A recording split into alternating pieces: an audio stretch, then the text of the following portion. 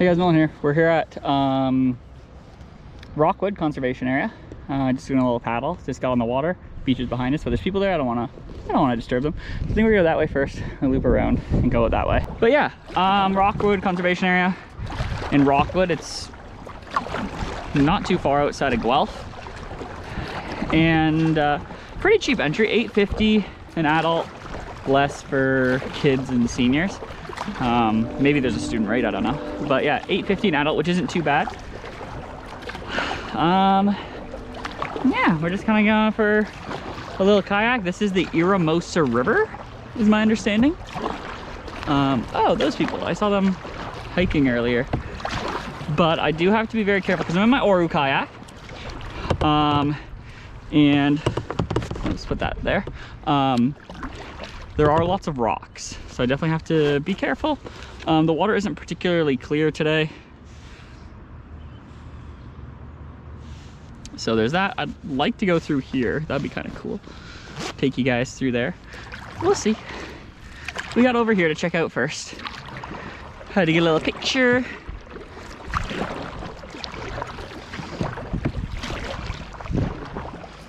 Yeah, very interesting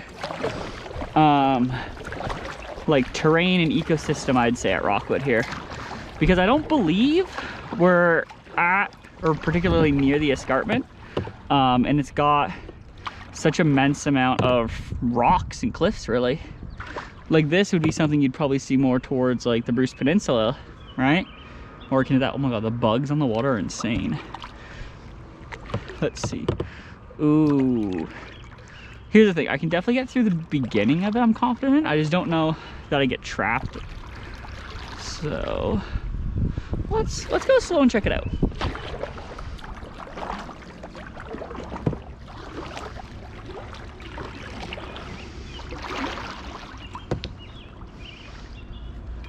Oh, yeah, I think we'll have to turn around once we get in there. Whoop. We're getting caught a little bit. Hello, spruce.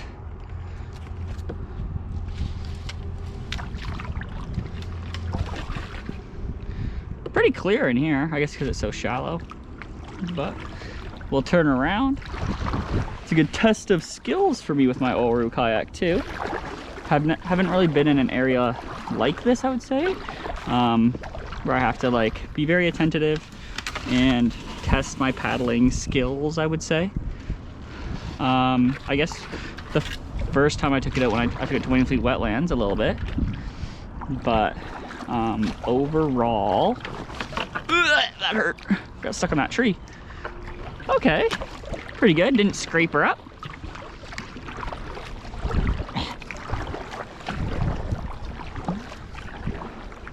We got some rocks.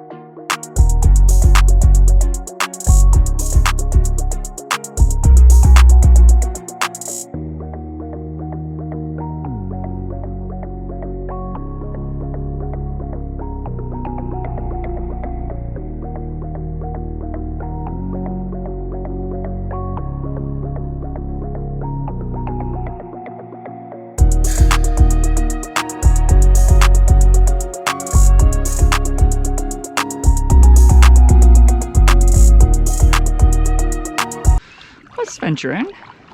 We just gotta make sure we don't go past the point where we can't get out easily. Although, here's the thing, no matter what, I can get out. Even if I don't have room to turn around, I can back paddle. And even if I can't do that, then that means it's so tight that I can use the ground, you know? Like I can use my surroundings.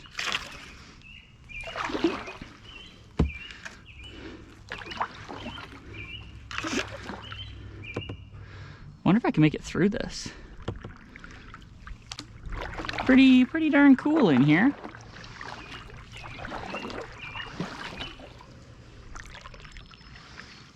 Do a little bit of ruddering, definitely. It's because I am a very high paddler, I feel like. I feel like I bring my paddles up super high because I'm so short. So they angle a lot when I paddle with the other side. I think I'm gonna make it through this. So it's kind of, me getting through here is kind of like get some speed and do a little rudder action because I am guaranteed to hit these trees. Oh, I made through. Well, that was pretty cool. Then we can always take the other way back after.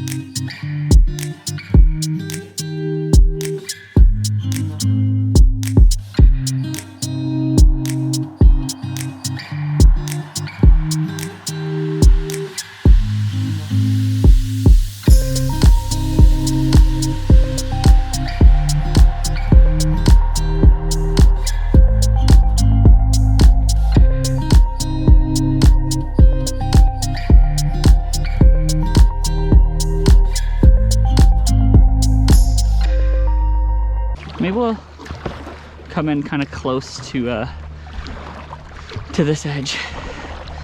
cliff. But yeah, I'd say the worst part with the Oru kayak is when you have to disassemble it and stuff.